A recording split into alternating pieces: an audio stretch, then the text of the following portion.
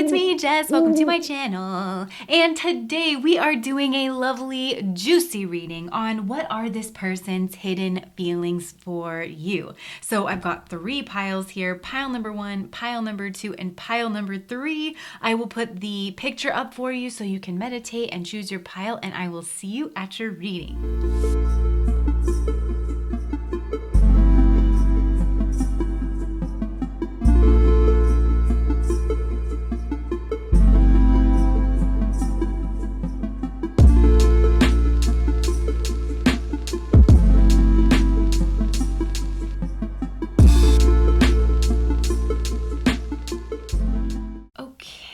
So pile number 1, what are this person's hidden feelings for you? Well, this is interesting because this person is very interested and intrigued with you. I do feel like this person spends a lot of time trying to figure you out, like thinking about you, because there's parts of you that this person didn't expect, or there's certain traits that maybe this person did expect that then you don't have. So I feel like you surprise this person in like the blend and the mix of your traits. And so yeah, like they really are just very intrigued. I feel like there's a sense of this person watching you on social media, and especially in terms of like cameras or photos or something here like that, because there's a sense of you revealing more and more of yourself on social media, or of course like revealing parts and aspects of yourself and your personality and of your life than this person was privy to before, is kind of how I want to put it, in whatever way they interacted with you before. You truly are a mystery to this person, so they are very intrigued about you and about your life, about your interests. This is a person who sees that you are very independent and that you are definitely on the move. They see you in process. They see you progressing in your life. And I'm not really sure that this person knows what to make of that, because with the stone energy, I feel like they're used to things not really changing, or they're used to people not really changing. They themselves may be very, like a stone has like a weighty, very like heavy presence. But I feel like there is something about you that is changing, but it's changing in a beautiful way. Kind of, I know this card is the salamander card, but I'm getting with like a chameleon. The chameleon will like change colors to try to blend in with its surroundings, right? So maybe at first, the chameleon does blend in because it's the same color, but it's like once your eye catches it, you're fascinated with it. You're like, whoa, how are you hiding in plain sight? And once you see the outline of the chameleon, you're likely to put your face like right up to it, and just, what are you doing? And, just be very, very interested in the chameleon. And in this case with the salamander here, it's like all of these different like intricate designs. It's coming across very interesting, very artistic here in some kind of a way. And I just get the sense that this person is, maybe you are an artist, or you have some kind of creative ideas or something. There's an aspect of you that is really different, interesting, intricate, and unique. And this person is really just kind of observing this. And it really does feel like they're not categorizing you. You, in a way, I think, defy categorization. So this person's not putting you into a category, but it does, like this whole setup that I'm talking about of like, oh wow, you're opening up more and more and more, or you're revealing more and more, and this person doesn't quite know what to make of it. It really does add to this level of like intrigue and mystique, that kind of thing. Maybe this person does know that you are into tarot or spirituality, the unknown. This person does feel like you have knowledge about something here, though, like interesting knowledge, and maybe that has to do with artistic creative abilities. I do feel like you've been having some kind of a new beginning, but it feels like this person is privy to that only from a distance and only through what you share, through friends, or like what they hear maybe through friends about what it is that you're doing. And yeah, you're very different, very interesting, and very unique. Maybe this person feels like you have a wide variety of friends. Maybe you have a lot of friends on social media, but that you're actually, friends with or keep in touch with. Maybe your friends are very artistic or interesting or different, something here like that. This person does like you, though, because there's a sense that even though you have a lot of interesting or different traits that kind of like go together, kind of like this, I don't know how you say this, chimera. Because if you look here, it's like there's a lion face, but also like the horns of a bull, the tail is a snake. They've got hooves, all of it is kind of a mishmash, but it does seem to kind of flow together a little bit more than like this Frankenstein. Because when you think about Frankenstein's monster, I don't know, I think about things being kind of like put, put together, but Frankenstein isn't exactly like fluid in its motions or anything like that. So this person is really kind of drawn into that, thinks that you are so interesting. I do think this person kind of wants to show off for you a little bit, like kind of get your attention. I do think they're interested in you sexually. I think they wonder about your sexuality. They wonder about your sexual organs, like your what everything is like, you know. And I think there is an aspect of this where it's kind of like inquisitive, like they want to learn more about you through that. But it is the Knight of Wands here. So, you know, this person might want to have like a casual sexual connection, but with this Gateways card, I do feel like they're wondering if it would be an opening or an entrance to something more, like even to a friendship, something here like that. This person wants you to think that they are heroic. They do kind of want to show off for you. And this person thinks that you are very defensive. So I get the sense that this person is watching you from afar and they want to make an entrance into your life, but they don't quite know how to do that. And they feel like if they did do that, that you would be very defensive and be on your guard and not really like that. And yeah, like there is a sense of this person just finding you fascinating, but they kind of want to pick you, you know, like you are a fruit or something in order to taste you. And I didn't mean it like that, but yeah, sure. You know, in order to experience you, because this person, they are kind of objectifying you in a way where it's like they're looking at you like this different, interesting, unique experience. That's what I think I'm trying to describe here. And yeah, I think this person they could be older than you here with the Sheila Nagig energy. They want to maybe like give you a gift or something here like that. They do want to be generous with you. And I don't feel like it's necessarily like nefarious or like bad intentions here from this person, but it's kind of like casual, very like, hey, like, you know, I'm interested. And they don't want to come off like, you know, too eager. They're not. They have kind of like a interested, very sexual. I would say this person has a very sexual interest in you. And they see you as, yeah, being very restricted in how you express yourself. And maybe this person feels like you feel more comfortable expressing yourself in a certain type of group. Maybe online, maybe it's in a group of artists or something. This person has observed you in a different kind of setting, and it does feel like an online space to me. Maybe you're a filmmaker or something and you do some kind of artistic work and this person was able to observe that.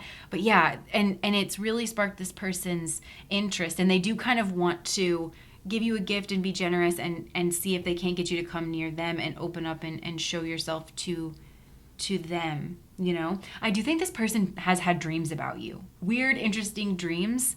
And again, this person's psyche is really trying to work you out and what you're about. And they like it and they find it playful and fun and interesting. But yeah, you are a mystery to this person. And where your relationship can go is also a mystery to this person, because they do see that they think they like you. They like you. They think that you are a friend.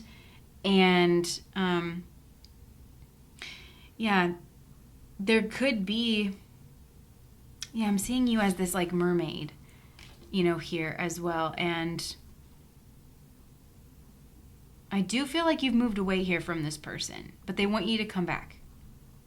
And I do feel like there is some kind of a threshold that's important, like a literal doorway, an entrance to an office, an entrance to a building or something. They want you to walk over a threshold, something like that. Let's see. What are this person's messages to you? Pile number 1. Yeah, I'm hearing the view from where I sit has been rather gray. So that's a quote from Pride and Prejudice. But I feel like this person feels like you've moved on and you're doing interesting things, but the view from where they sit has been rather gray.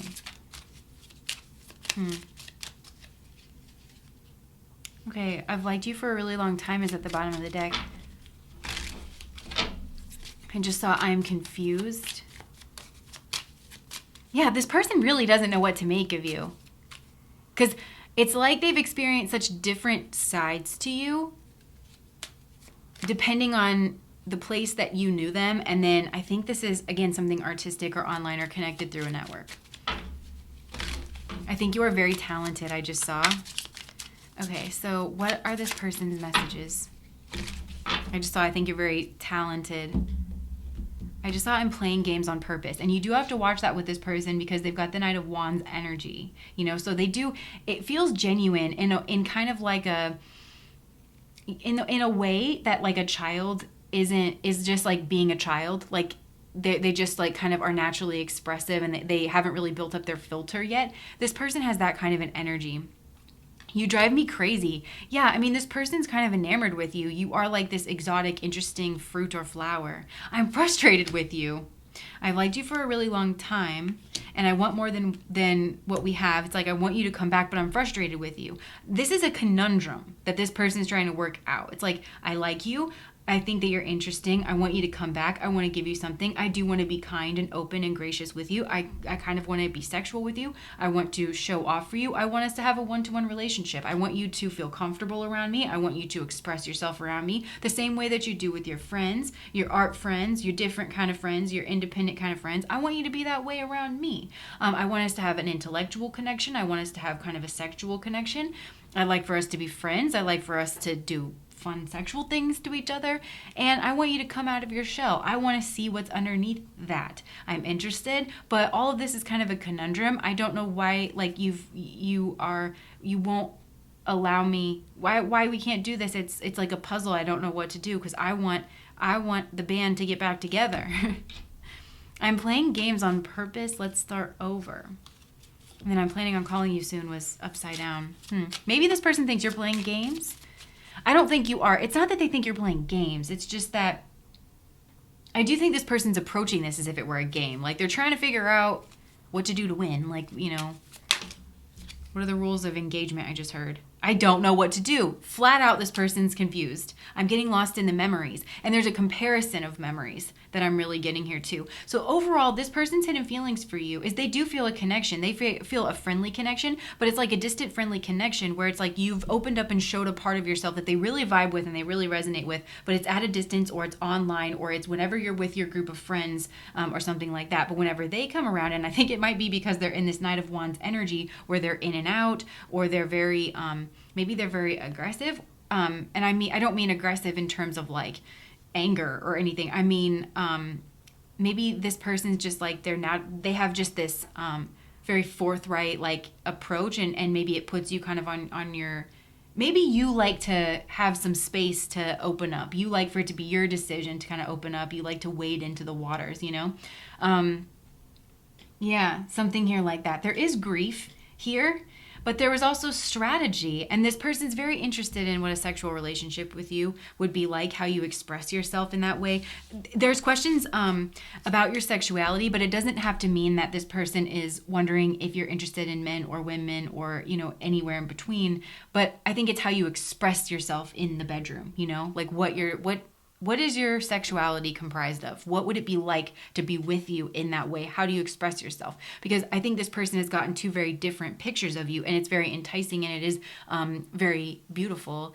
And I do think it's very intoxicating.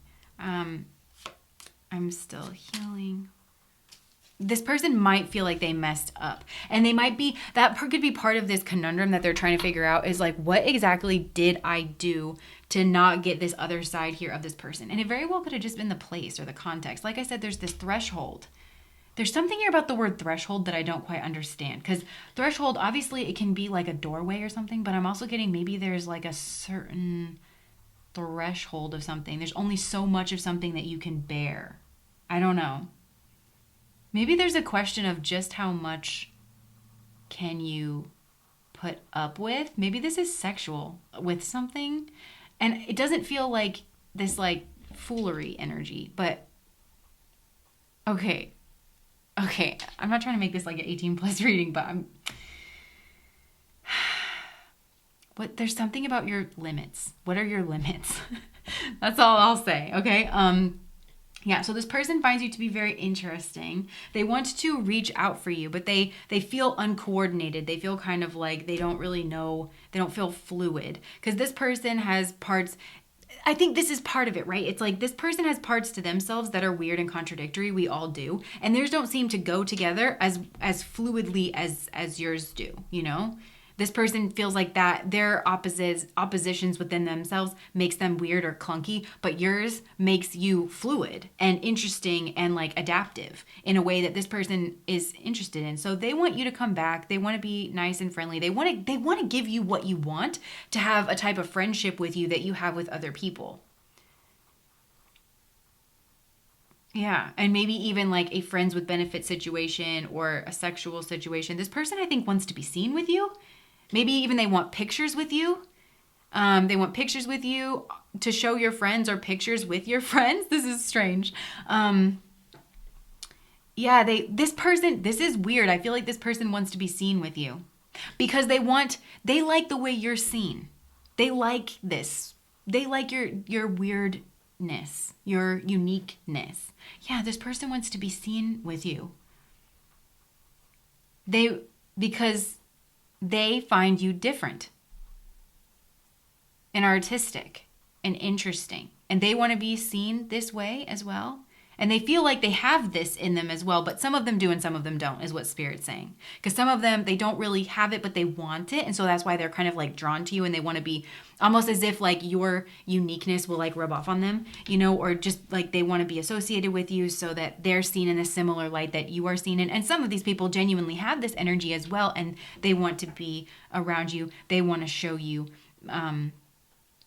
that they're weird here as well. But this energy of the Four of Pentacles, where she's like reaching up and there's this fruit here of like, what is this? I want to pick it. Because there's in spirituality, there's like the difference between like love and lust, you know, an unselfishness versus a selfish way of loving, where it's like if you really love the flower, you leave the flower. But if you claim that you love the flower, but you don't actually want what's best for the flower, you pick the flower and then it kills the flower. And this person kind of wants to pick you, consume you, like have the experience of you. It's not necessarily building intimacy or connection. And for some of you, this person may not even realize that this energy, because if you've moved away from this person and you feel defensive towards this person, it's maybe because this person has this kind of consumable energy towards you and you pick up on it and you don't want it. That's why you don't want to be around them. That's why you like to be around this other kind of person.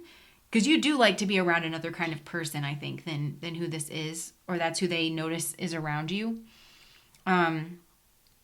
This person may be a bit of a show off, is kind of what I'm getting, and you like people who are interesting, but who don't necessarily have to show off, if that makes sense. Yeah.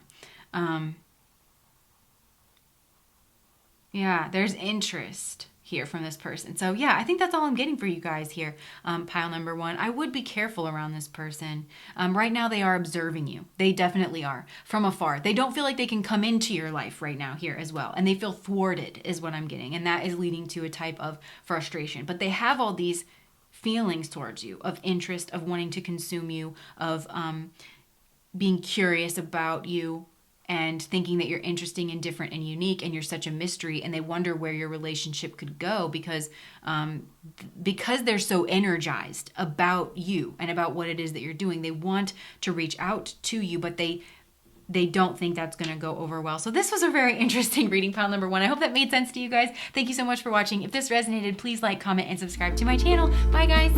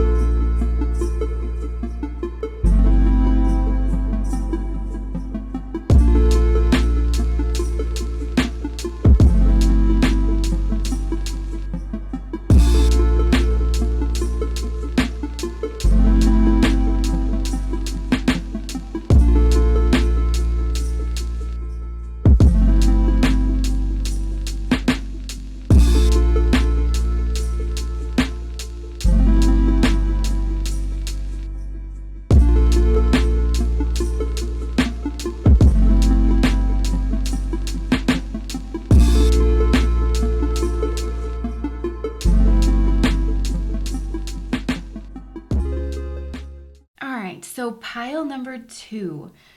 What are this person's hidden feelings for you?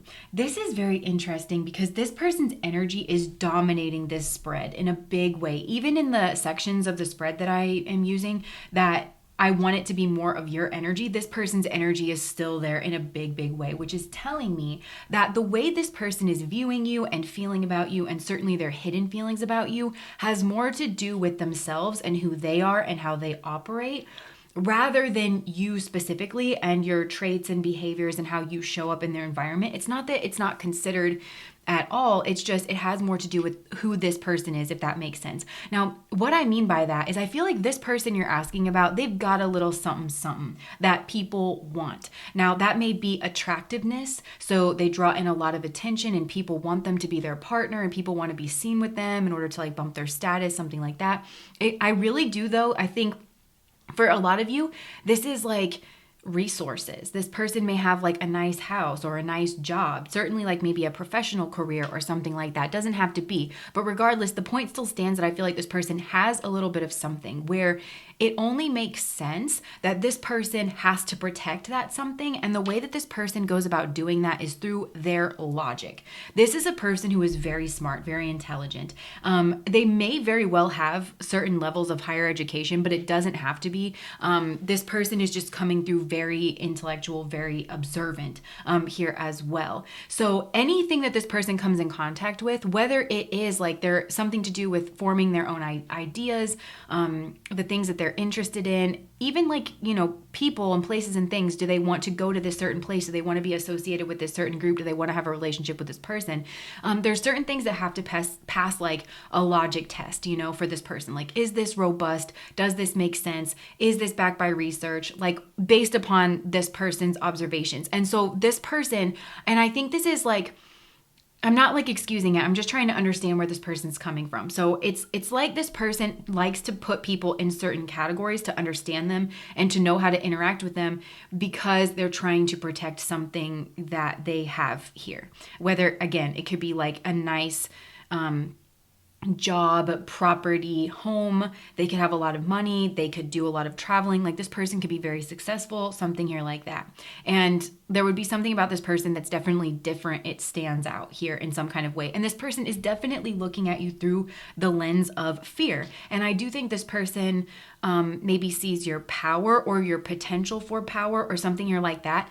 And this person is trying to observe you, but they're trying to observe you not in your line of vision. So if you just probably should know this. I mean, I feel like most people operate this way, but when you're having, well, not necessarily. I don't know what I'm saying. So anyways, when you're having like a one-to-one conversation here with this person and their eyes are on you and you know they're looking at you and they know you're looking at them and you're having an interaction, this person almost discounts anything to do with that interaction because in a way you know you're being observed. It's kind of like the Hawthorne effect in psychology. People change their behavior when they know they're being observed. And I just feel like because of who this person is, because of their, like whatever they have, their attractiveness, their success level, whatever it is, they're used to people putting on a show. They almost expect it. They expect that people could be a little bit disingenuous with them or that they're trying to get maybe some kind of like job from them or resource or backing. So they expect a certain level of performance, and to a certain degree they sort of discount like everybody's kind of nice to this person. Do you know what I mean? Everybody likes to cushion things a little bit here for this person. So this person is watching you, and here's where we get kind of into like their hidden feelings towards you, because this person, I would say, is intrigued by you. They feel like you are very beautiful, very attractive. They might think you know that you're attractive here as well, and they wonder what you do with that, you know? And I should have maybe said like trigger warning before we start getting into this person's feelings, because I feel like maybe for some of you, this is definitely going to catch you off guard, because maybe you are like a very kind, like unassuming sort of a person, and you haven't done anything to warrant this level of scrutiny, and you're not used to like stepping over a tripwire to warrant this level of scrutiny, like kind of on your person, on your like your personhood. But I'm telling you, this person, it's almost like because of who they are, or you know, something here like that, it's almost just if you enter into contact with this person, if you've stepped into their life, you've hit that tripwire of, you know, some kind of level of scrutiny. But I also think I really do think that you could maybe empathize with the fact that this person does have a necessity of being that way, in order to just navigate their life and not be like a complete, pushover, get taken advantage of. Because the levels that this person operates on, like they're, even if it's like a level of attractiveness or charisma or something like that, I feel like if they don't have a filtration process, like at the very least, like psychopaths who are drawn to like the top things and who will do literally anything to get what they want would have like taken this person down. I think you can kind of like understand that, like to a certain level, why this person is the way that they are, even if it does feel like uncomfortable for you. Again, I'm not excusing it. I'm just trying to like understand how this person operates in terms of like how they're feeling towards you. But like I said, I do feel this person feels like you are very unique. You are an individual. You are maybe like, they do feel like you're alien, but sometimes that word alien, it can mean like you are an immigrant from another place. So maybe you literally come from another place, from another culture, and so the things that you do are different to this person, and they don't know how much of that difference accounts for cultural differences and how much of that difference accounts for who you, like your general personality, where if you plopped into any culture, like if you incarnated into any culture, how much of that would still come through, like because it's just innate personality. So they're trying to kind of decipher how much of your behavior is attributed to culture, but how much of it is attributed to like your basic personhood. So this person is very intrigued by you. You definitely stand out. You're very interesting, different, and unique, and you're not afraid to go your own way. And this person does like that, and they respect that, and they are drawn into that. Like I said, this person finds you to be very attractive. I feel like in particular, this person likes your legs, like all the way down to your feet, like your legs, your ankles, your feet, like I don't know if you point your toe a lot or something like that. I don't know. But this person does seem to like your legs, your body in general, especially like your lower body, like hips into legs. This person does like your face. I feel like they like the way that you dress, and they like the certain colors that you like put together in terms of your dress. They like the way that you wear your hair. And this person sees you as being very capable and very dexterous. And that could be like a metaphor for your capability. Like you're a type of person where, you could plop you into any environment and you would be able to sort of like figure out your way there. Like this person thinks that you're dexterous in that manner, like adept, like maybe diplomat energy. You can learn, like if you got plopped into a culture that's different from your own, you would learn about that very quickly, and you would like try your best to be as respectful as you could, like in that culture. You'd be very good at that process, just as a metaphor. But this person is noticing here that there is they question you. So in terms of the trigger warning, I would say like maybe like some strong emotions that are hidden, that this person feels towards you is they feel suspicious and they feel disapproving here in some way, shape, or form. But again, they're not sure how much of that is warranted, because I do feel like this person is trying to observe you. Again, they're trying to observe you not in your line of sight, because see how he's like observing her kind of like from behind, and she, to me, is looking very performative. So this person is wondering if you're putting on a show. There could be an aspect of your job that is performative. And these days I feel like that doesn't really narrow it down, because so much of like customer service and stuff, you're required to kind of put on a little bit of a show and, and all of that. So I do get this, I'm getting the sense though of this person almost like coming to your show. Do you know what I mean? And I think maybe a lot of you are artists, or even if this is not like your main job or something, if it's like something that you do on the side, then this person is trying to observe you in that space and then extrapolate qualities about your personality, which I'm not sure how well that's working out for them, because again, like if you meet somebody in a workplace, at the very least, like when you're at work, it's like just basic professionalism that you smile and you put on a brave face, and you have to like get your job done. Like that's, you know what I mean? So I don't know if it's fair for this person to just like be looking at you, putting on like your face to go out into the world and to be productive and like try to gain intimate knowledge about you. I'm not sure that really works, but I do feel like this is what this person is trying to do, because they're trying to just like collect little bits of data to pass through their filtration so that they really can make up their mind about you. So on the one hand, I feel like this person really hasn't made up their mind about you. They know that they have almost like these disjointed things. Like again, there's attraction, there's interest. They think you're unique. They think you're capable. They think you catch on to things really quick. They think you're dexterous. I don't know if you do something with your body where maybe you do like martial arts, or you do dance, or you do yoga, or this person has seen you like hula hoop or catch a ball, or I don't know, something like that. But this person feels like you move in your body very well, that you have good reflexes. And I feel like, again, that could be physical trait, but it also could be in terms of how you like navigate the world. And there is something to do with like giving and receiving here, where this person, that's what they're questioning too, about giving and receiving, maybe how you make your money. If there's a certain element where you have to put on a show in order to make your money. I don't know, something here like that. Now, another kind of like side thing that could be coming through, if you are the person here who is acting in a professional capacity in this relationship, because we have the King of Swords here, and that for me can be an indicator, especially with like the Sagittarius, which is higher education. So we have some indicators here that one of you could be operating in a professional capacity. Well, if it's you, then I do feel like this person may feel that the way that you are operating, maybe it's not as robust as they would like, with the Knight of Cups, you know, being here. Like maybe it's something that is, it's not backed by science or evident. It's not evidence-based enough. Maybe this person feels like they haven't gotten the results. It's more like feeling. They might think what you're doing is like, I don't know. It's almost like either they didn't get the results that they wanted, and maybe they feel like they're paying a lot, or they've gone in like enough times. And if there was something here that was evidence-based that, you know, to help out in the situation, it should have already occurred. So it's like they're showing me like thin blood, you know, it's like weak in terms of that. And so again,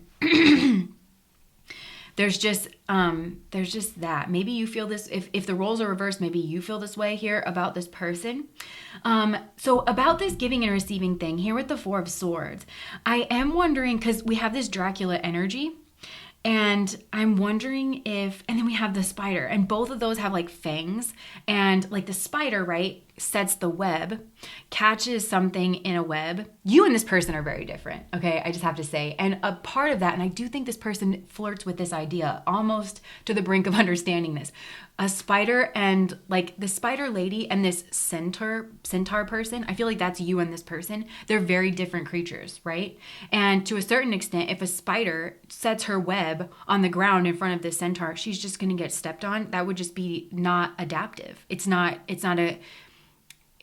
very evolutionary. It's not very creative, you know? And so the spider has to put their web in a place where it makes sense, you know, in order to get by, in order to live their spider existence, to use the way that they have grown and evolved in order to live and survive. And so does this like centaur, you know, it's very different ways of operating. But, you know, the centaur, well, I'm thinking of like a horse, right, is a vegetarian. And then the spider here and this Dracula eat flesh in kind of like ways that have spooked humanity, and it's caused us to have like all these like, ooh, you know, like scary stories of like spiders and bats and Dracula, right? So what I'm getting at here is the spider, right, sets the web, catches something in its web, bites whatever it is to paralyze it so it can wrap it up, and then it can eat, like live off of its catch, you know, for a while. Dracula is similar, where it like seduces its prey, and then it bites the prey in order to like suck the blood of the prey. It's kind of like almost parasitic, you know? So this person is wondering if you don't like dazzle and lure, and maybe using like performance, or like these are very sexy ladies here. So like with sexuality, even just with your sexual energy and charisma, if you like lure people in order to see, this is how you know this person's attracted to you. Just FYI. But in order to like lure people in and then trap them, and then suck their blood and like feast off of them, you know? So this person is wondering about that. Like if there's a reciprocal relationship. So you can kind of see that common thread through, if this was a professional relationship, like, am I just paying you a bunch of money and you're not actually solving my problems, you know? And this isn't actually like research based, you know, or are you trying to maybe allure me in and trap me in order to get whatever this person has, their attractiveness, their knowledge, their travel, like with travel, it's like, they could have like connections with people, and they could have like a timeshare somewhere, or you know what I mean? So this person is just wondering what it is that you are up to. Or if there's like these two, I'm almost seeing this as two aspects of self, where there's like the damsel and then there's the Dracula. And that reminds me of the victim, persecutor, rescuer. Like, are you the victim but also the persecutor? And you're trying to get them to come in, like, to rescue you? Is this the game? Is this the web? Is this the trap? Even if this person wouldn't be able to use those words like victim, persecutor, rescuer, triangle, the three faces of the victim, the drama triangle, like, even if they couldn't use like those amounts of language, there's something, that's what they're chewing on in their psyche, is like something they're trying to figure you out, because there's something about you and your approach that's very different. And I will say, this is kind of, to a certain extent, a very healthy approach, like when you're trying to get to know somebody, because that's why we have rituals in dating, because if you are used to going out to a restaurant and on the first couple dates to get to know somebody, then it's very scientific, right? You're running all the people that you meet kind of through that similar test. So any differences, because you're controlling for the environmental variables, any differences you notice between people who are taking you out, you can with more robust nature attribute that to who they are, their personality, and it helps you actually and truly get to know them a little better, right? But if you've got somebody that wants to take you on a vacation day one, then maybe like the timeline gets sped up, and you don't know if you can account for those differences because, well, we were just on vacation and it was so weird. Or if the difference is in terms of their traits, you see what I mean? You don't know which variable you attribute the difference to, which is why it's really important to, not that you can't like do fun, spontaneous things, but to make sure you're kind of getting people through like environments that you're comfortable analyzing people through. And I just don't know if this person has been able to do that. Yeah, I don't know. And I do feel like this person is a Viking, okay? Like there is some kind of nature where they are confident, forward, they put themselves out there, and maybe they conquer certain like goals that they have, or like whatever their goals are, whatever it is that they set out to conquer, they really do. And they're wondering if you are also a Viking. And it's weird because I do think that spirit is giving this person a glimpse of their own traits in you almost, and it's like, well, it's like this Viking is like, well, when I conquer, I bring democracy to the land, and, but you still pillaged, you know what I mean? There's something here like that where it's like, this person's almost questioning their own traits. I feel like we should all get to know the people that we interact with. Like, that's a healthy thing to do. Now, the other thing, I feel like this person is, there's something about them that's very fire sign. So like maybe they're very adventurous, they're very goal oriented, they're very dharma driven. They're very logical here about this approach. They do have kind of a very masculine quality to them, regardless of their gender. And they are building something here over the long term. And there is something here about this person's personality. Maybe you would expect somebody like this to be a bit of a player, or, and maybe they were like earlier on in their life, but I do feel like this person has matured, and this person feels grounded in a marriage. Like this person would actually do really, really well in a marriage. And that might not seem apparent.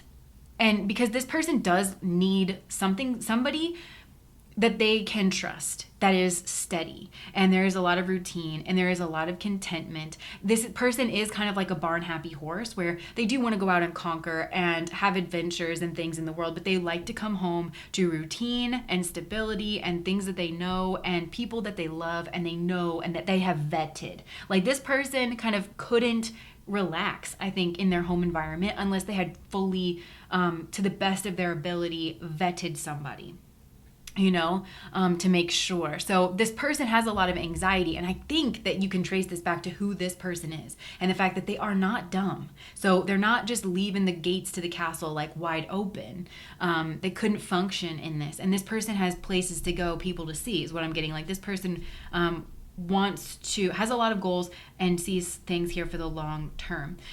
This person also does recognize that they need more information about you, and they do want to go about that, but they're trying to do it in this way that I've already described. And this person, I don't know, it's weird because they don't have an intimate relationship with you, I don't think, and that's what they're curious about, is, we all, to a certain extent, even when you go to the grocery store and it's, hi, how are you? Like, if you just had like the worst day of your life, you're not going to put that on the cashier, at the checkout line. That's not fair. Like, we all know that's not fair.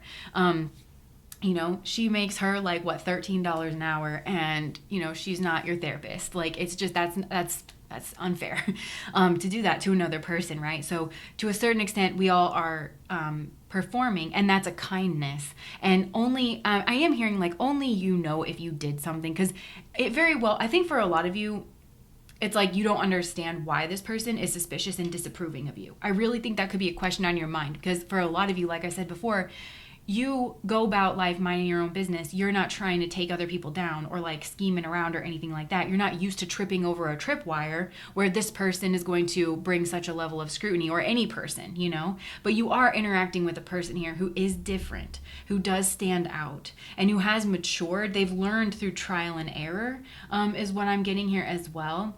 And they have like their own kind of pearl that I feel like they're protecting. And, now, for others of you, though, like that's for most of you who pick this pile, where I really just think that you're like, why is this person so disapproving of me? But for others of you, like, darn good and well that you have been scheming around this person and they're just onto it. Like, for some of you, it's like, it's not even that deep. It's like they have caught on to something here that maybe you have been performing, and that you're trying to get whatever it is that they have, and they've just recognized it, and that's why they're disapproving. And you have to know yourself and know which category you fall into. But yeah, this person, I'm also hearing they do not suffer fools lightly. And they don't, so part of that, I'm getting part of the fear is that they don't want to be a fool themselves. They don't want to fall into somebody's trap. They know the danger is there. There's got to be some kind of level of karma, life lesson that this person's working out through being in such a position, through having whatever blessings in their life, like whether that is, again, is like attractiveness, blessings, travel, education, a nice house, like whatever it is, like this person is learning something through having to protect it.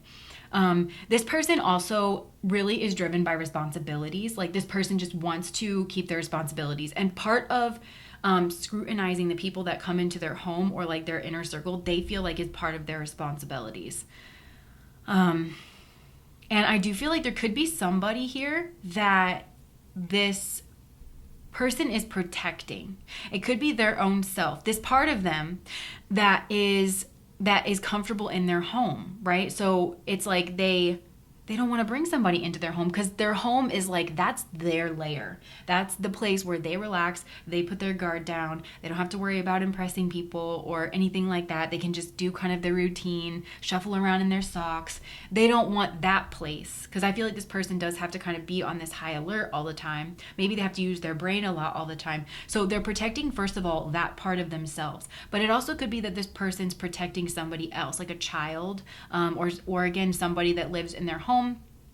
Here, that's part of their routine. Could be a partner that they feel like their partner is like very unique and chill, calm, not trying to cause any problems or anything like that.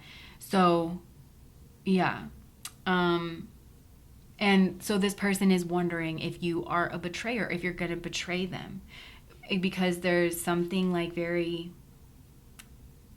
like foreign about this, but it's strong. You know what I mean? It's like a germ that you don't want to get into your body. Not that like you are a germ, but there's something about you where this person is like, if it ends up being like, if these traits end up being pathogenic, it's strong. You're formidable. Pile number 2, you are formidable. So yeah, it's like this person doesn't want to take their eye off the ball. And that I feel like this reading is probably uncomfortable to hear. That again, like the words that are coming through is that this person is scrutinizing and they are disapproving.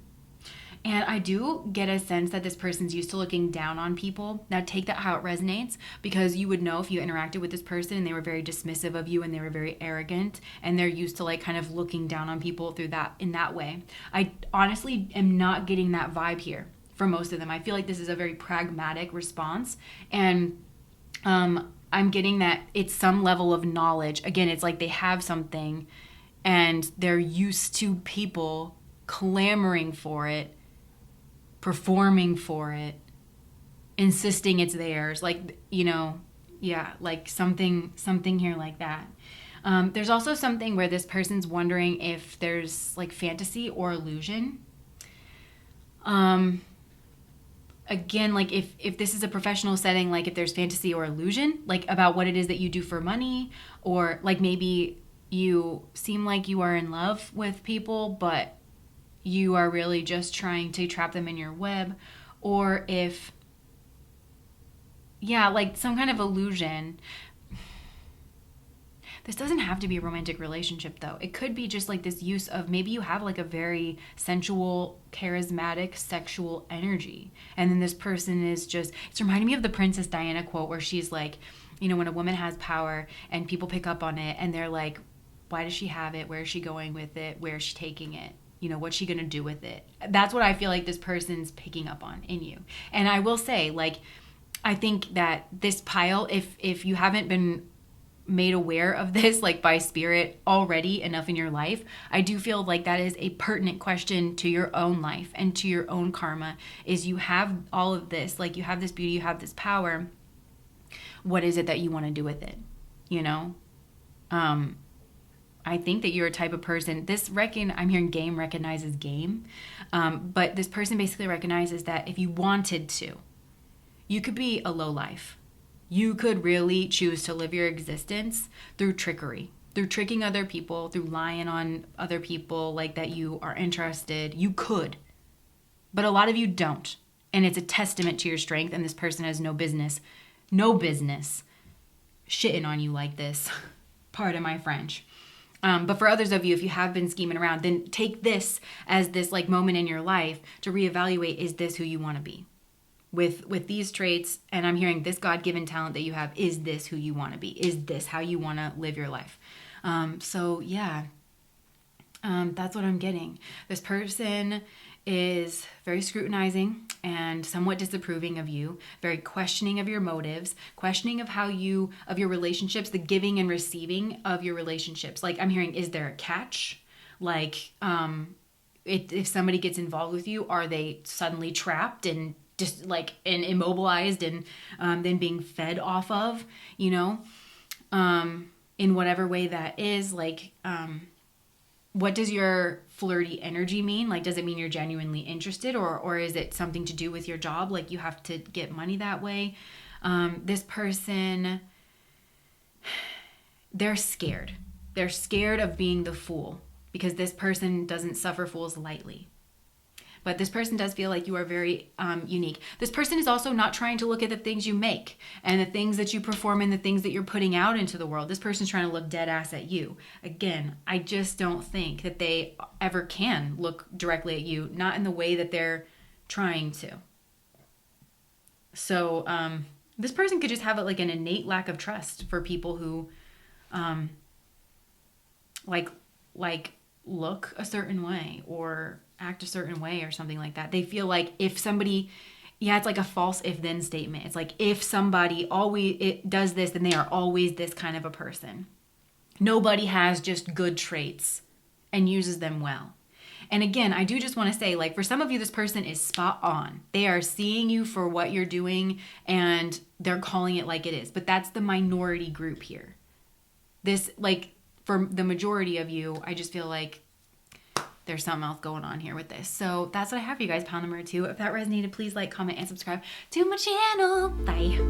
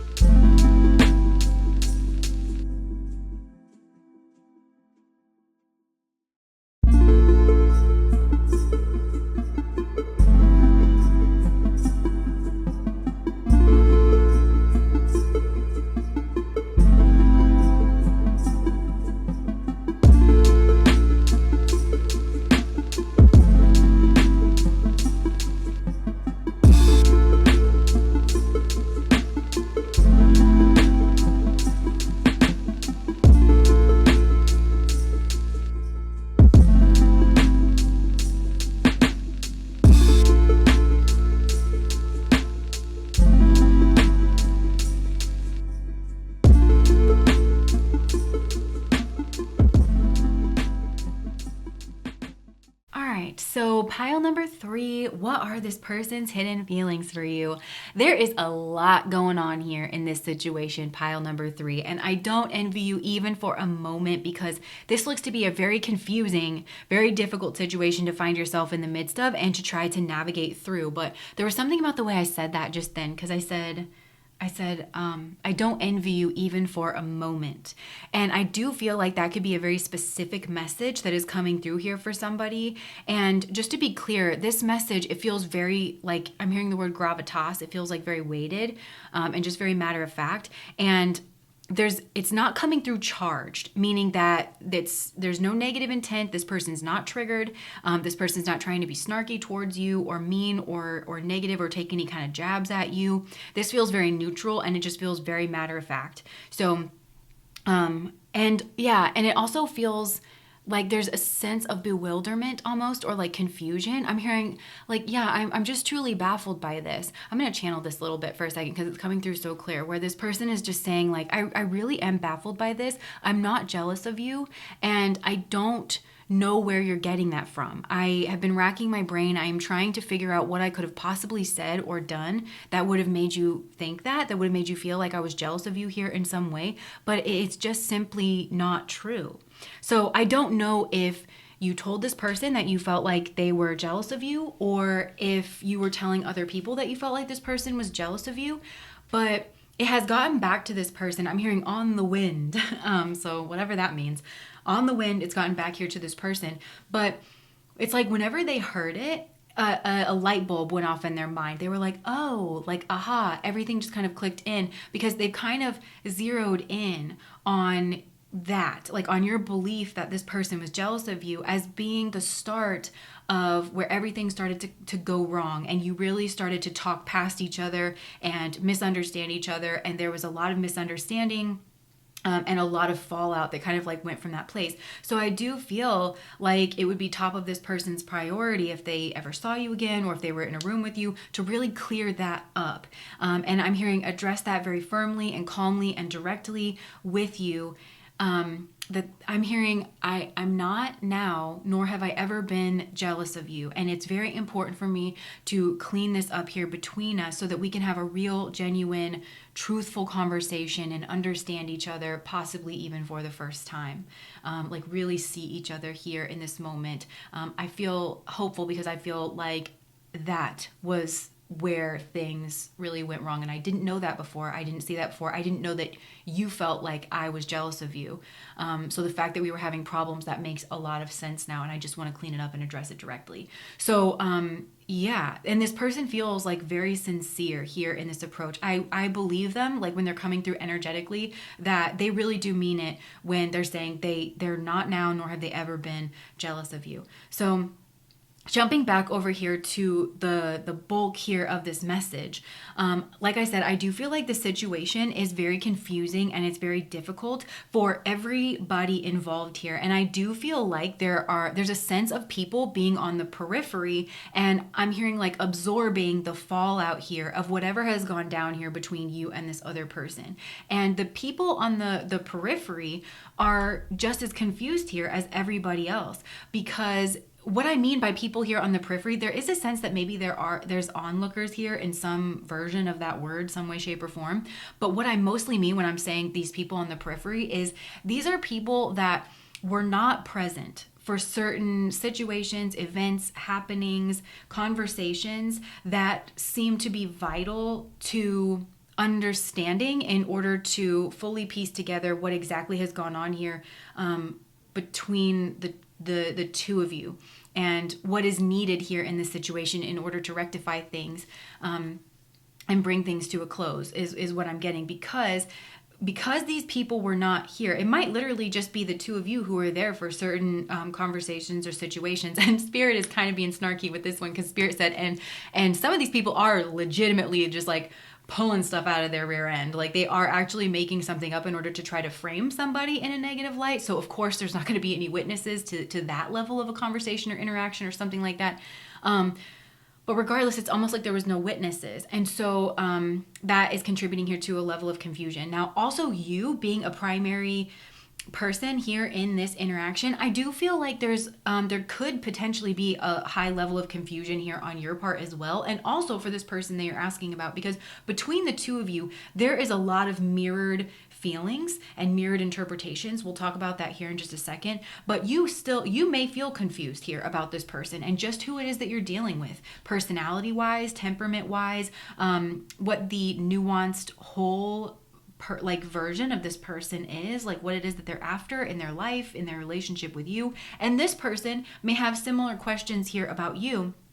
And I think in terms of your confusion, you may also be confused about what this person's motives are here in this situation. Like it would be something that like really does weigh on your mind. And that weighs on a lot of people's minds here as well. Because a lot of these people were not there, it really does for them. It's a he said, she said situation. And Spirit's being very clear in saying any reasonable person, including yourself, would understand that this is a he said, she said situation to people who were not present here for this conversation. And for all people involved, I feel like there are open-ended questions around motive and outcome, because whatever the stated objective was here in this situation, or the stated motive, that's not how things turned out. And so it doesn't match up, the stated motive and the stated objective, and then how things really did turn out. So it's like everybody here feels like they're missing information. They're missing how these two pieces go together. And they may well actually, there may be a way that these two pieces go together just like as is, but it's not apparent, it's not obvious here to a lot of people. So yeah, it's just a frustrating situation here overall, and there is high levels of frustration here on all sides. Now, I will say this as well, I'm also hearing call to action, and I feel like that's another confusing bit here of this situation for all parties involved. It's like, what exactly are you wanting me to do here? Like these people who are on the periphery, this person that you are like interacting with, you know.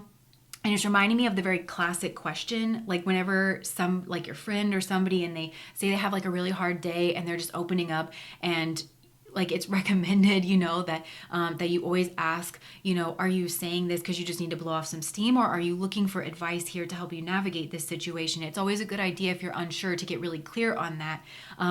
Again, it's like, what is this call to action? What are you looking for from me here right now? And I don't feel like that's been expressly stated. So if you do need this person that you're dealing with, or any of these peripheral people, if you are wanting something specific to be done, then you should ask for whatever that is, very specifically here to be done, because there's kind of that like open-ended question. And even if you are asking for something to be done, because this was a he said, she said situation, I feel like some people are unsure if they would be aiding a bully in trying to bully somebody else, or if they would truly be resolving and rectifying the situation because they weren't there. It's a he said, she said. And it really isn't. This situation truly is not clear to anybody here, like except for the people who were involved here in this situation. And even in that situation, it looks like there's a high level of confusion and miscommunication and misunderstanding and projection, really, that is going on here. And I want to really hone in on that word projection, because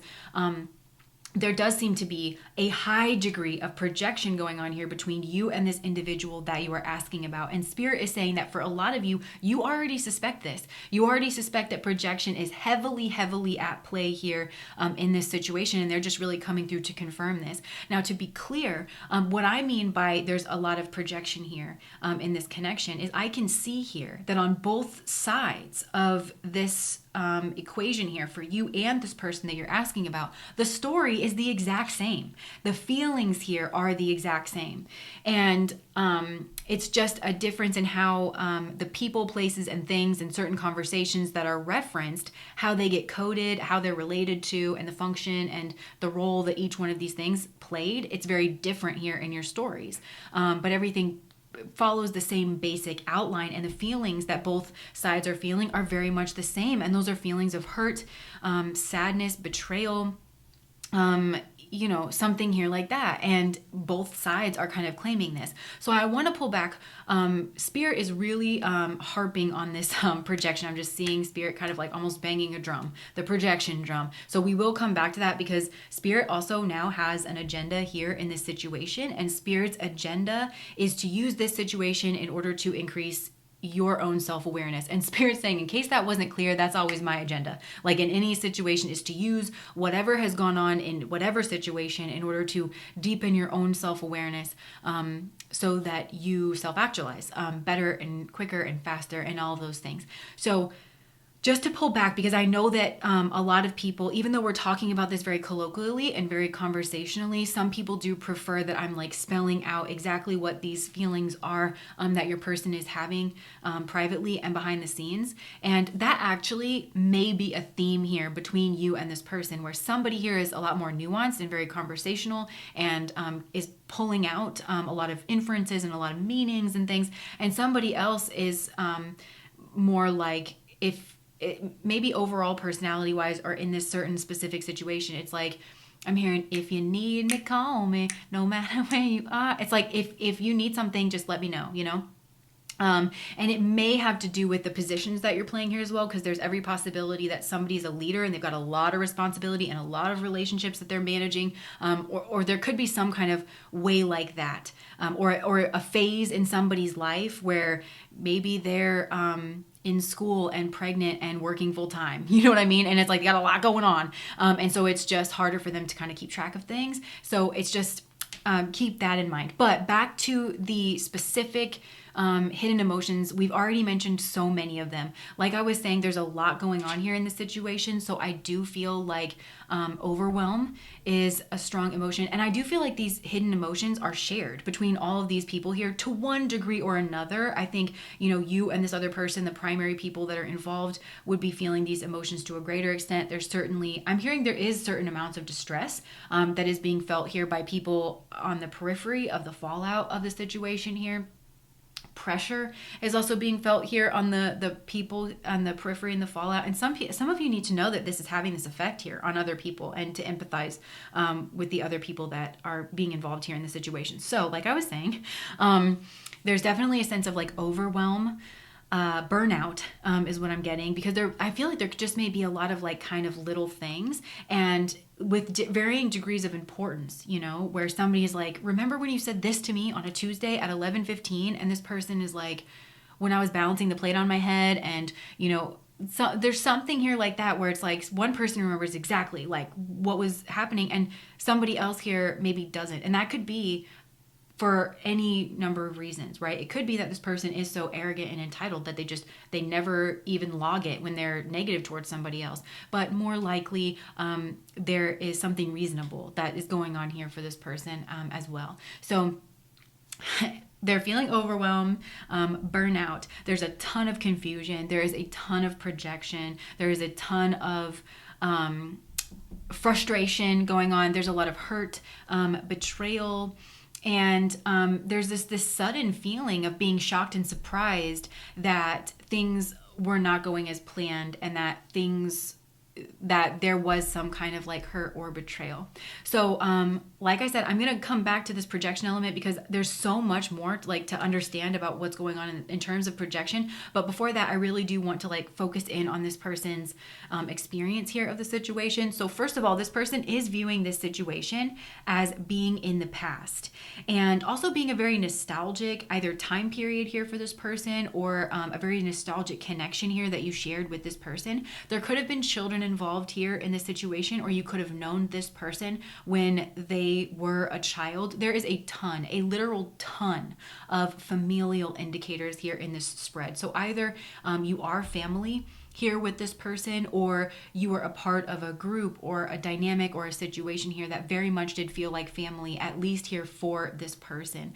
We've got indicators of Leo and Gemini, Leo being family, children, procreation, legacy, and the Lover's card being the people that we love kind of around us, ruling over young children, ruling over our friends, people that we see every day, ruling over our siblings, and also this being the Lover's card, like potentially even like lovers and romantic interests here, like within this group as well. So there's just a sense of like deep, strong connection.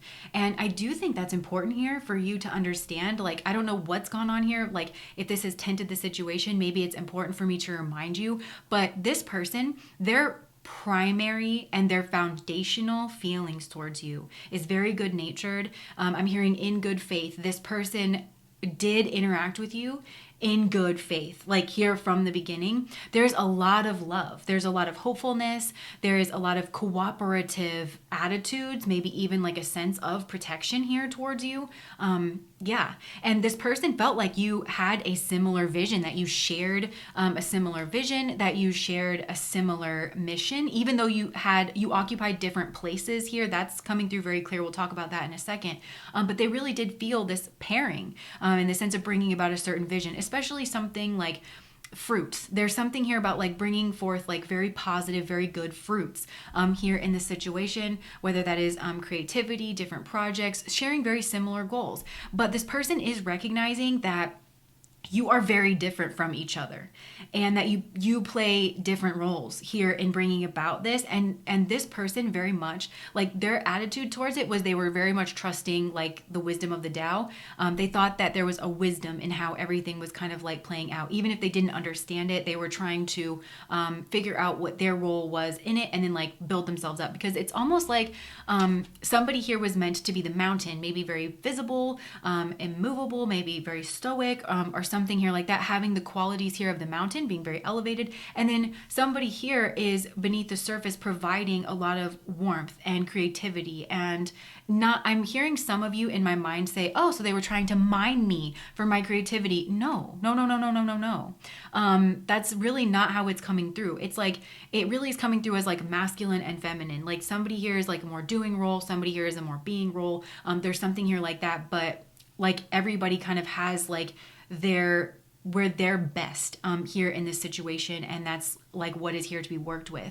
And I do feel like there could be some animosity coming from you like towards this person, or maybe this is vice versa. Take it how it is resonating, but I am mostly getting like very good vibes here from this person. And with the Six of Cups, there is absolutely, and the Lover's card, right? There's absolutely a recognition that you are very different people, that maybe you have different backgrounds and different visions, different talents, different goals, different skill sets, different ideas, all of those things. And this was, I'm hearing celebrated and cherished. That's not what I was going to say, but I am hearing celebrated and cherished here by this person.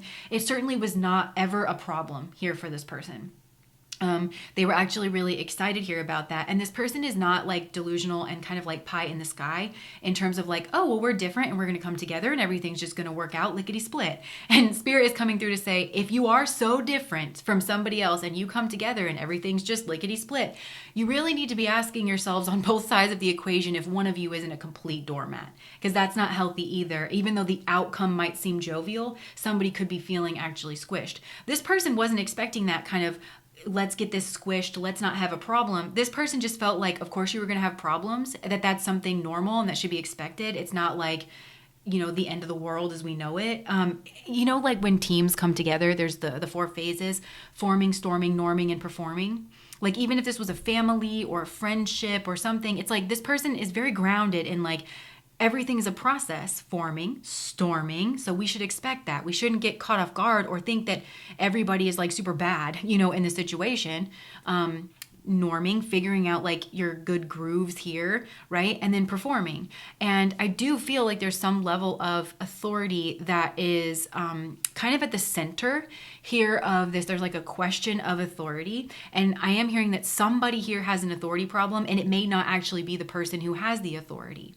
There could be somebody feeling that because that somebody who has the authority doesn't deserve to have the authority, or they don't respect them, or whatever. So then they're projecting out their own tyrannical like feelings towards this authority figure.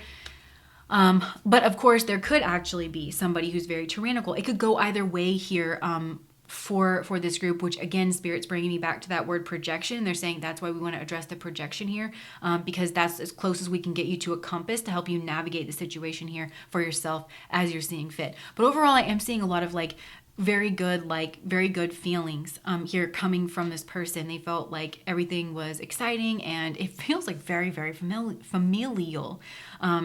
That's going on here. But given whatever's gone on in the situation, some kind of hurt, betrayal, backstabbing, it's cast this person into like a reflective space about it. And I don't think this person's made up their mind, but there is like a 2-year period that this person reflects on in their life that was very nostalgic, where, because knowing what I know now, I can't help but look at everything differently. Like the whole thing does just appear to be different here from this person's point of view. Now, this person is wanting to be strong and dignified here in this situation.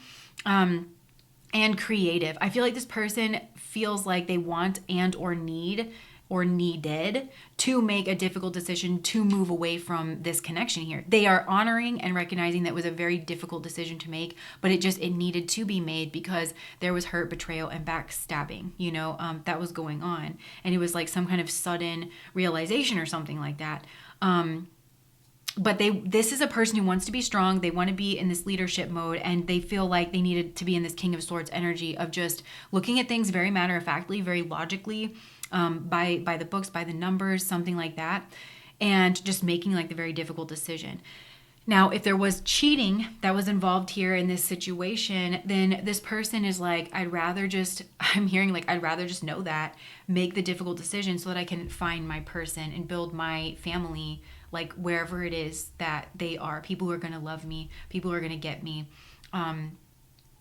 If I'm not understood here or welcomed or valued, I just need to know that. This person kind of has that perspective of just, I'd rather know the truth so that I can make the appropriate decisions rather than live a lie or like live in delusion or something here like that. So, this person is wanting to be creative. And I am hearing the song Roar by Katy Perry. This person does want to connect with their own strength here in this situation. And I do think that this person has maybe had to reconcile making difficult decisions that other people may not understand. So take this. Like I said, there's a lot of projection going on here, and the story is really the same on both sides, like for you and this other person, but that's how this person's really seeing this. Now, interestingly enough, though, I do feel like this person thinks that the connection between you was just fine, and there is something here about a third party where all of a sudden things kind of started to go wrong. So this third party, it doesn't have to be romantic. It doesn't have to even be a person. Like it could be the introduction of a new policy or the introduction of a merger or I don't know, there's some other element that all of a sudden you guys had to like start relating to, or that was now like all of a sudden present here in the situation. And that's when things started going wrong. Now there's two different ways that this could go. For the majority of you here, this person feels like whenever this third party got involved, that's when the betrayal happened. And it happened because this person wanted some kind of success here. They wanted, the Six of Wands is all about like legacy, success, creativity, growing your own reputation, something here like that. This person wanted that. And in order for them to do that, they had to pair up with you in a one-to-one intimate way in order to control your resources. Now, for most of you, I do think this is physical, tangible resources like money, a home, something here like that. But it also could be knowledge, gifts, blessings, abundance, something here like that. Now, this person seems to have undergone or claimed to have undergone some kind of massive change or transformation here in themselves. Like they've really shifted, they really changed their mind here from the inside out overall. And they convinced you that you should also change your mind in the way that they changed their mind. And I do feel like with Jupiter here, this has something to do with like traditional beliefs or traditional setup, or something here like that. It's kind of coming across like in my religious studies classes when we talked about cults, like people who get susceptible to joining cults or something like that. So this person could be attributing this third party to knocking you basically off of your base in order to isolate you here from this person. And that could have been a cheating scenario. There, like I said, there could be kids involved or something like that. And something here like this, but that this third party had it in mind to elevate themselves from causing betrayal, hurt, and like chaos or something like that. That is, I think for the majority of you, that's how this person sees things as going on. So it's almost like there wasn't a problem here between you and this person as far as they were concerned. And there isn't one naturally, but when this other person kind of got involved. Now you want to watch the projection here, because just because this person believes that this is what happens, that this is what has happened, doesn't mean that it's true. It doesn't mean that it's not true, right? You have to navigate your way here through the situation. But you can also understand here how if this person that you're asking about was tyrannical and they were not, they were the ones like kind of putting a spoke in your wheel and they were the ones being the problem, then they are susceptible to projecting out onto a third party who may well be a spouse, or somebody who came in. And this is the other, for the others of you, the smaller group here, I think, where this person feels like a third party got involved here, maybe that changed their mind and illuminated that there was already betrayal going on here in this relationship, in this situation that they didn't see before. So this third party, depending on which group you're in here, either this person feels like the third party came in and caused this betrayal by like convincing you, by changing your mind, by changing your religion, by, you know, whatever this was, in order to isolate you away, in order to, that's like that classic abuser move, right? Isolate, here. And for some of you, I'm flat out hearing they're delusional because you moved away from this group or family or something like well before you even met this third party, but that's why they can't accept that they're the problem. So then they're projecting out that this third party was the problem when really they're the problem. But then there's the other story, just to be like extra clear on this, because I know like sometimes these things get confusing, that there was actually a third party that came in here and illuminated that there was already like a betrayal happening here in the situation. And that actually may be the two opposing stories. Again, depending on which side you're on, there's really a question of like this influence here. And I also just want to say that on your side of things and on this person's side of things, you might not even be referring to the same person or something here as the third party. It's just a matter of vantage point or something here like that. So it's really kind of confusing here what's going on. But there is a sense that there was another influence here that had an effect here on your relationship, or something here like that. So now let's talk a little bit about, well, this person, I will say this person is feeling protective, especially of their own self-esteem, and I'm hearing of their own self-identity, you know, like understanding. I think this person does understand that the way you view them and the way they view themselves is quite different. And again, this feels like a shared energy. It's very, very different. And so they are, I think, you know, if this person is in low vibrational energy and being very problematic, then this person is going to just shoot down anything that you would say, you know, about who they are. Because they would just think that they're completely perfect. But for others of these people who are in higher vibrational energy and who are actually being healthy, they have the ability to be more nuanced in their approach. It doesn't mean that they have to agree with you or anything, but they can understand on a basic level that the way you see them is different, and they understand how you structured that and where you're kind of coming from. But they also know that they don't agree with it, and that's okay for both of you to have differing opinions, because not everybody's meant to be in a relationship here with each other. And if there's an incompatibility, it doesn't mean that people are bad people. Sometimes it just means there's an incompatibility. Water and oil don't mix, right?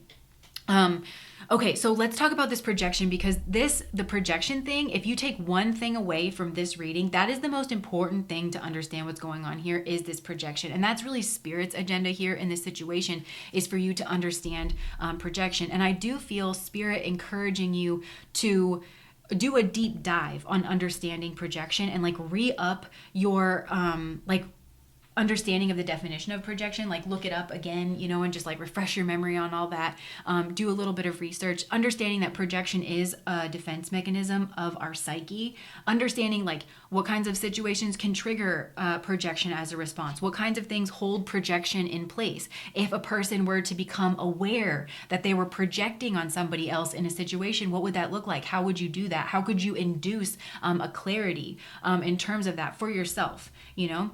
And so Spirit is saying, like, once you understand projection, like thoroughly and from a very like academic, bookish, like non-personal kind of a lens, then run yourself through that understanding first. Like run your own energy through that. Try to understand where you are more susceptible to falling prey to projection in your own mind, because we all do these things because we all have a psyche, you know?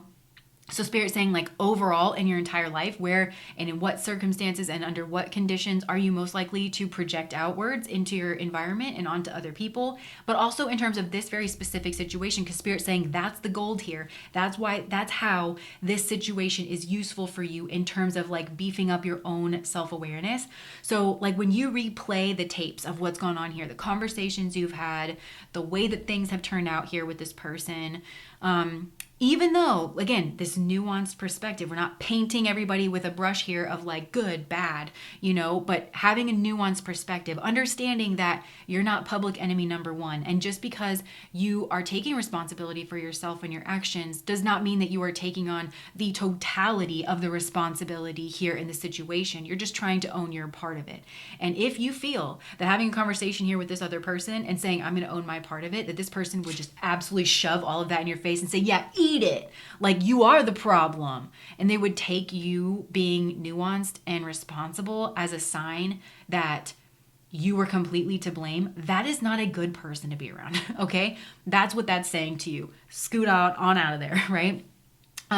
So yeah, Spirit is saying like, even though you can accept that you are not public enemy number one and the big bad, and you are just entirely bad through and through because you can admit that you did some things wrong or not to the best of your ability, it's still important to understand like, man, I wish I wouldn't have used that tone or had that facial expression on my face. Cause I know that even though my words were calm, that I was giving off all the signals of being petulant or blocked off or unreasonable, or I really wish that I wouldn't have, fought this person or, whatever it is, like here in the situation, the little things, the parts of it that you wish you had done differently, because those parts where you're not exactly proud of yourself and maybe you're actually like kind of ashamed of yourself, or where there's maybe aspects of your dynamic or your relationship or this group where you felt insecure or you felt, something here like that, but it originated within you and this person didn't actually have a problem with it, but you just kind of like, because you had such a problem with it within yourself, then you just expected this person had a problem with it, and then you spoke and talked to them as though they had a problem with it. You know what I mean? The psyche is like a weird thing. So whatever that is, it's like, understand that in those moments, in those situations, you are more likely to project up and onto this other person negative traits that are hard to accept here about yourself, and like more of the specific areas where you can just double check to make sure that you're not projecting out, thus contributing here to the confusion of the situation, because it is this mechanism of projection that is causing confusion here in this dynamic, in this situation. And so like Spirit was saying before, understanding this is the best they can do for you, because I'm hearing nobody's going to get you out of this, because this is the spiritual exercise. It's like you understanding this thoroughly and from the inside out is what's building your own self-awareness here, in terms of, and they're now showing me like you pulling certain things apart, like they're shrinking it down and then they're pulling it apart. And the three things are your own awareness, the part of you that has consciousness and can thus be in a body and have the experiences that you have and interact with the other part of this, which is the external world. But where you meet the external world, there's got to be a barrier. There's a line. By the nature of two, there's automatically the third. And that barrier between you and the external world is your lens. And your lens in this case is your psyche. You're processing things here through your psyche. And Spirit is saying, again, where there's gold here, where you're going to hit pay dirt, is understanding how projection is affecting your lens. Because for too long, and Spirit's saying for too long you've been doing this, but this is a very human thing to do. Like, I don't want you to think that Spirit is like picking on you or picking on me or picking on any of us, because this is just how our brains work. We have to like understand how our brains work.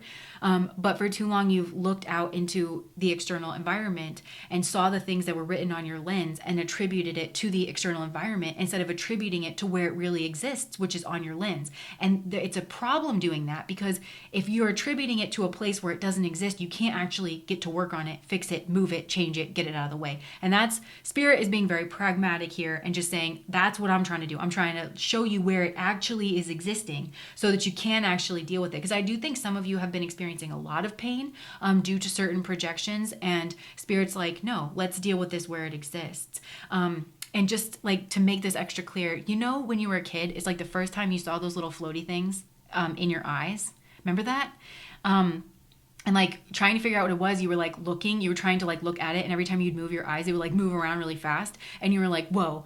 what is that? Like, is that some kind of like very fast bug, or something? At first, you thought that little floaty thing was in the environment. You thought it existed outside. Turns out it was just on your lens. And that's what Jesus meant when Jesus said, first remove the log from your own eye. First understand your own lens and then try to understand the situation. That's all Spirit's trying to do, is just walk you through that process, like kind of pulling everything apart here so you can very calmly and intentionally walk through that process of, this is me, this is my lens, and this is like these certain places that are soft spots for me, and this is like the external environment, so that you can actually like get traction here in this situation. Now, the other thing that I do want to say here about the projection that's gone on here in this situation, there is a primary source here of this projection, not the only source. Like I said, projection is a very common thing. We all do it more than we probably even realize, as well as all the other defense mechanisms. It's just a part of like how we're set up to work, right? But in terms of this situation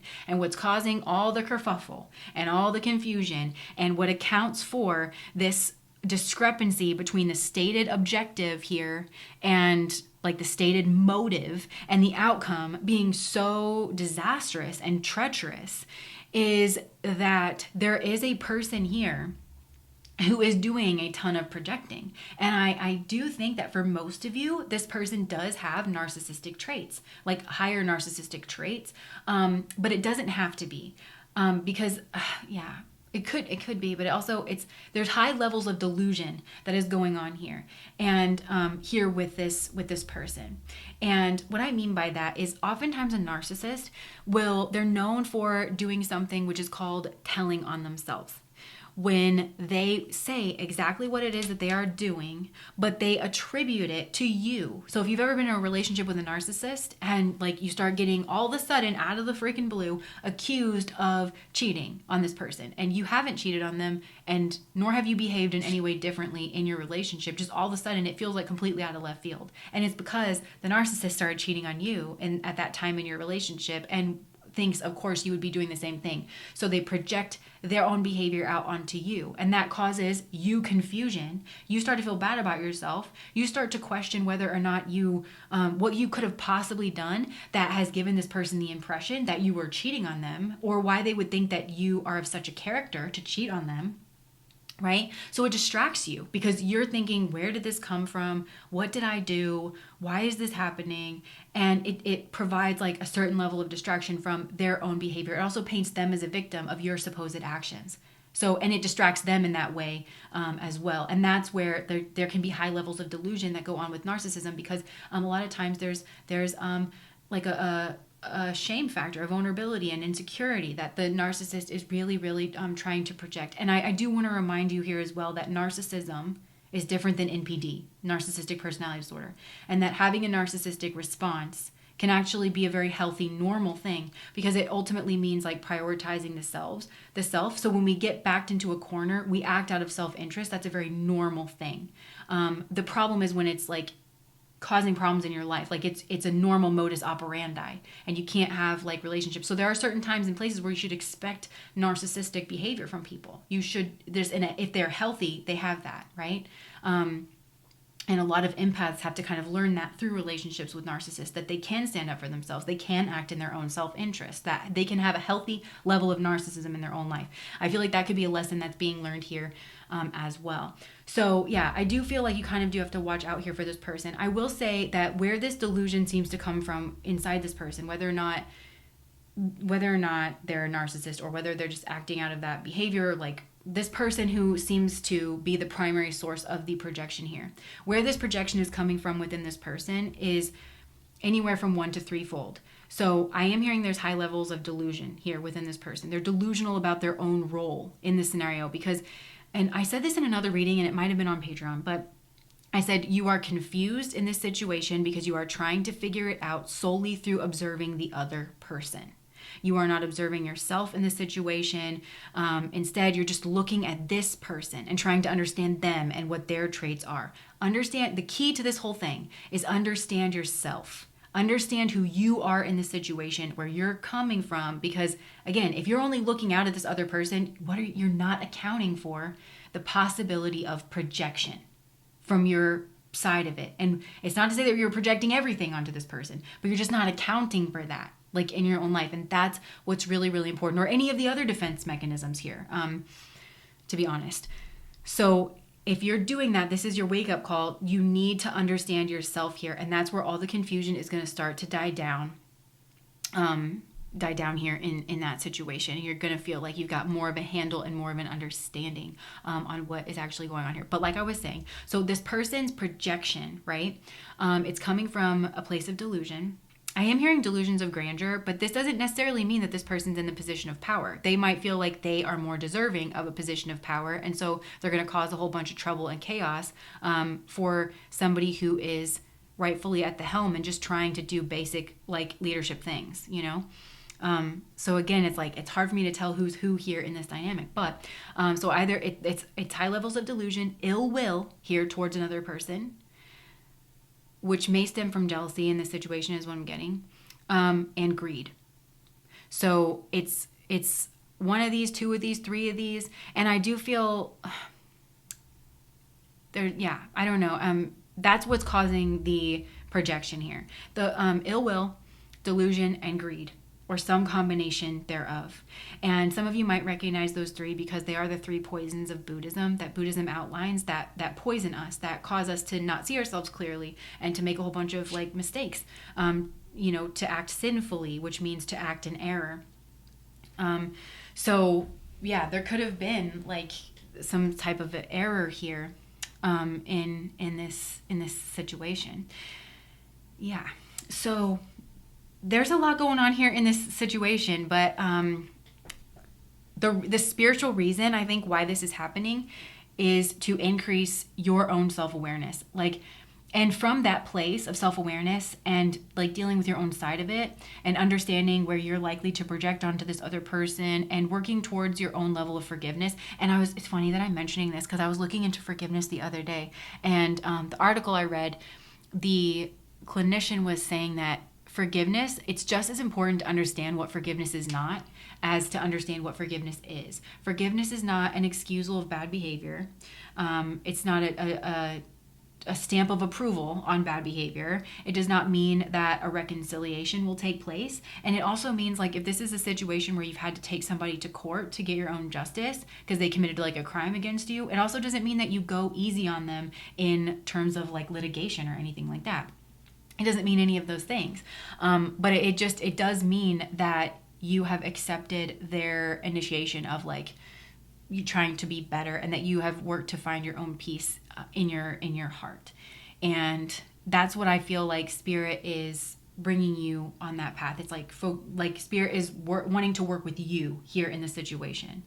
And I am hearing that is the karma of this situation here as well, because similar has like there's projection. I feel like this person, Spirit's working with this person in a very similar fashion as they are working with you, because there could be some level of like oppositeness, here between the two of you and I think again, this person seemed to understand this in the beginning, and I'm wondering if you did too. You recognize that you were both strong in different areas, but maybe the way that Spirit is trying to teach you about this is through this falling out, or through whatever has gone on here in this scenario. So just to bring this all to a close, this person's hidden feelings for you, there are many.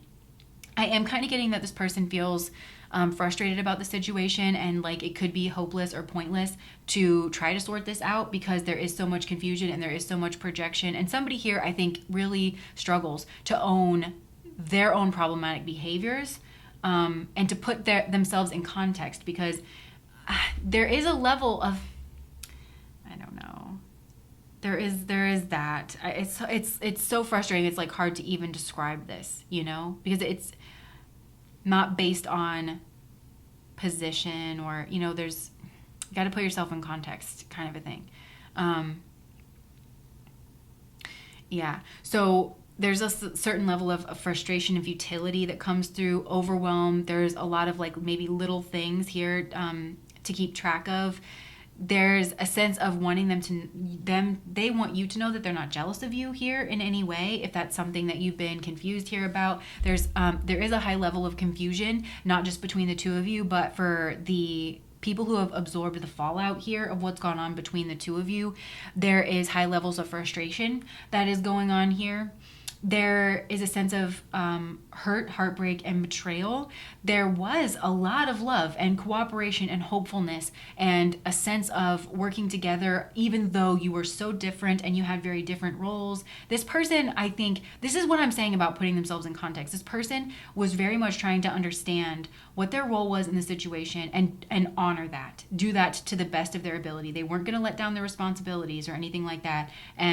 But they still wanted to show up fully here in the situation, whatever that was, you know? So, and I'm being told to clarify, even if this was a child, it's like understanding that they have to grow in the world. They have to grow into their own self. They understood that was their responsibility after a certain point, and they were going to take that on, you know? So yeah, there's a lot going on here. There was a strong sense of togetherness and camaraderie, even feelings of family and hopefulness, and creativity, and a sense of there potentially being a long-term relationship here. There's a sense of some sort of third-party involvement. And by the way, if this is a work situation and there is some kind of authority, because I'm also being told, like, if in a work situation, if you don't understand somebody who has to be the boss, like your boss probably has a boss, you know, and like everybody's being held accountable here to the jobs that they are supposed to make sure they're ticking and like fulfilling. Like a boss isn't being a bad person because they have to tell you no sometimes, you know? There is something here like that. But at the same time, there is ways that people in authority can misuse their authority. And so it's a matter of, are you projecting out?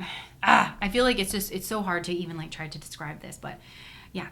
This person is feeling like this is a past connection. They feel like they've had to make a difficult decision here to move away from this situation because there's just been too much water under the bridge, too much heartache, too much pain, too much betrayal and backstabbing, misunderstanding, something here like that. And honestly, for a lot of you, this person may just chalk it up to an incompatibility. Not that one of you is better or worse than the other. It's just that you don't go together, you don't work together very well, or something here like that. So that's what I have for you guys, pile number 3. I feel like that really got like super confusing at the end. I hope this made some semblance of sense. There's so much. This is the situation where there's so much projection and confusion. It's hard to like, I just want to say I count myself among the people of the periphery where it's like there's so much confusion and it's like, how do I describe exactly what went on here? So I hope that was helpful for you guys, pile number 3. If it was, please like, comment, and subscribe to my channel, or consider joining me over on Patreon. Bye guys.